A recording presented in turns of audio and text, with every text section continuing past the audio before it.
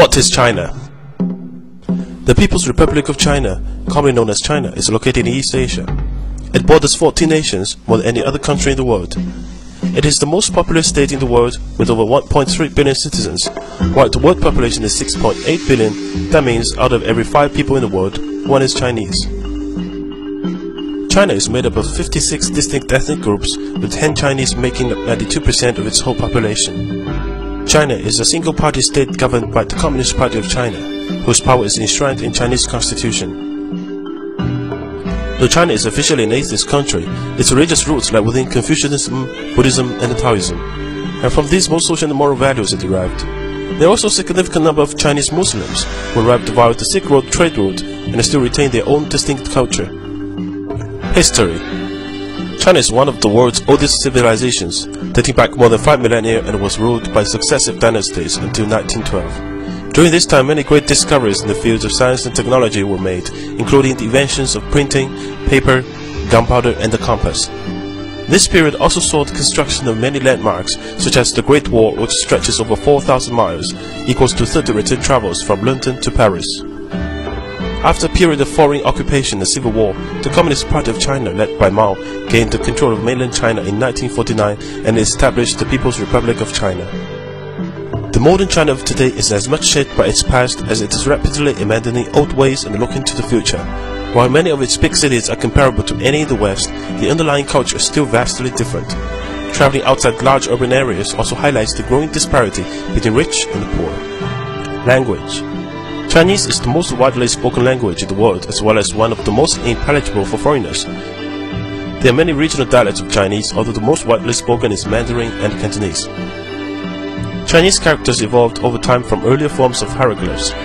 Chinese contains over 40,000 characters, but a well-educated person can recognize around 6,000 characters. Some 3,000 are required to read a newspaper. Chinese calendar.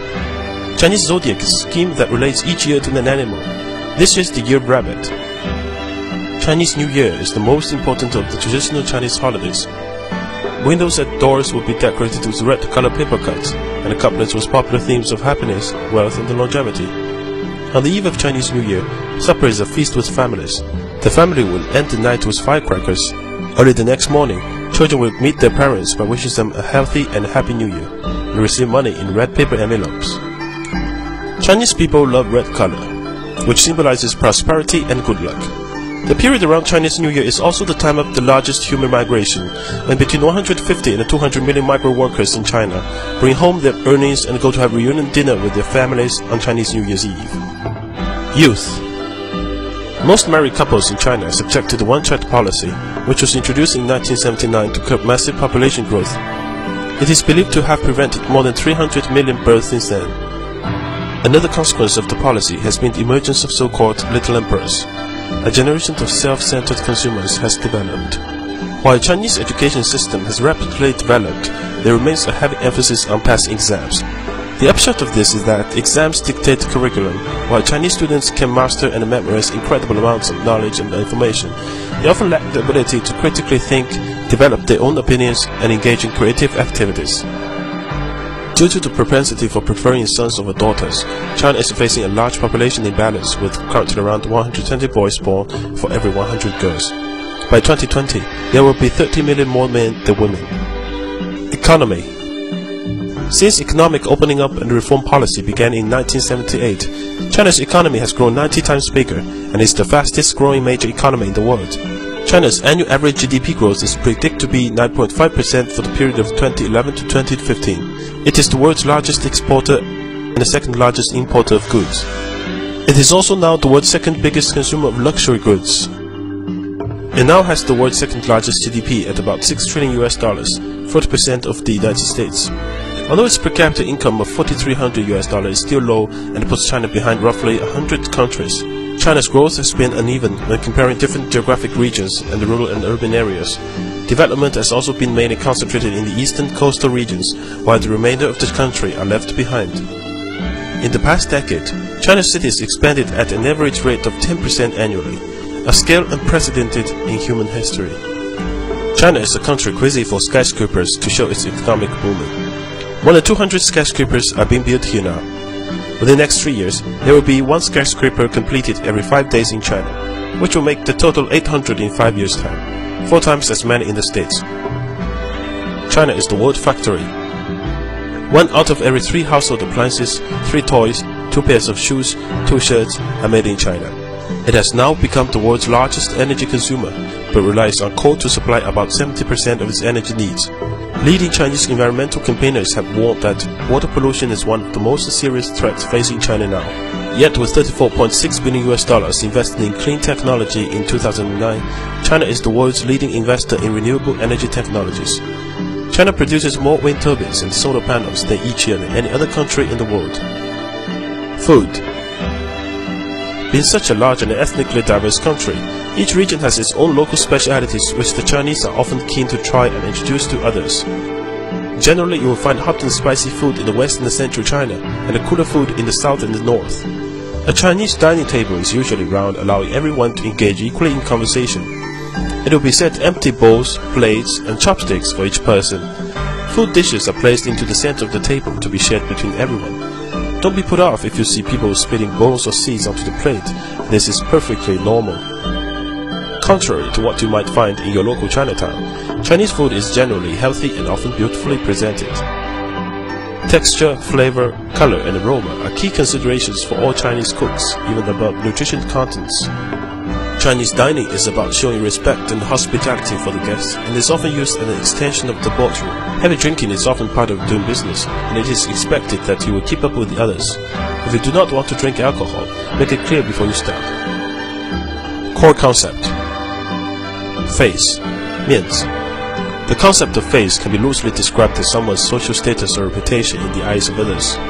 Throughout the Chinese person's life, it must be maintained and enhanced through giving to and receiving from others in both words and actions. It may be something as small as who gets in the lift first to the awarding of a multi-million-dollar contract, but without it you will have very little power or influence. To make someone lose face or even unknowingly is a huge dishonor and it could mean the end of a relationship. Connections. 关系. 关系 literally means connections or relationships and essentially boils down to exchanging favors. You scratch my back, I'll scratch yours. It can loosely be compared with the idea of network in the West, but usually goes much further in terms of developing and nurturing the relationships through social exchanges and favors, which must be repaid at greater value in time. Relationships between families, friends, and the business of associates are often closely interwoven. In such an environment, issues of corruption are not uncommon when guanxi obligations take precedence over normal rules or laws. The doctrine of the mean, 中庸, known as the doctrine of the mean or good mean. This concept involves balancing one's position among a group to maintain conformity and a sense of harmony. To do this while still achieving one's personal objectives is considered by the Chinese people to be the ideal way of living. This can be applied to the workplace, where one should behave in a way which is seen to be neither ambiguous nor lazy at the same time. Chinese people never openly criticize, ignore, or make fun of a person in front of others, even jokingly. When discussing individual performance, they always emphasize good points before bad ones. Differences. Chinese people may ask you personal questions or make observations about your age, income, religion, or appearance, but don't take it personally. Likewise, Chinese rarely say please or thank you, as it is seen as a necessary formality between friends or family. In a Chinese meeting, often only the most senior attendees will talk, and all questions should be directed to those people. Silence is not a sign of weakness in China. Often the unsent message is more important than what is being said verbally. To be successful in China requires different ways of thinking. A famous Chinese historian professor put this well. The Chinese people are frank yet tactful, honest yet sophisticated, suspicious yet gullible, unscrupulous yet loyal, advocate etiquette yet often appear unmannered, stand for the golden mean yet are extreme, value the quality of being thrifty yet like to parade their wealth, maintain traditions yet love to chase modern fashion, believe contentment brings happiness, yet often daydream about becoming overnight millionaires. Believe the word of the fortune teller, yet lack affiliation to any religion. This is China, one big contradiction which refuses to be placed in a box. In China, you will find all extremes, but that's all part of the challenge and adventure of doing business here. Be patient and have fun.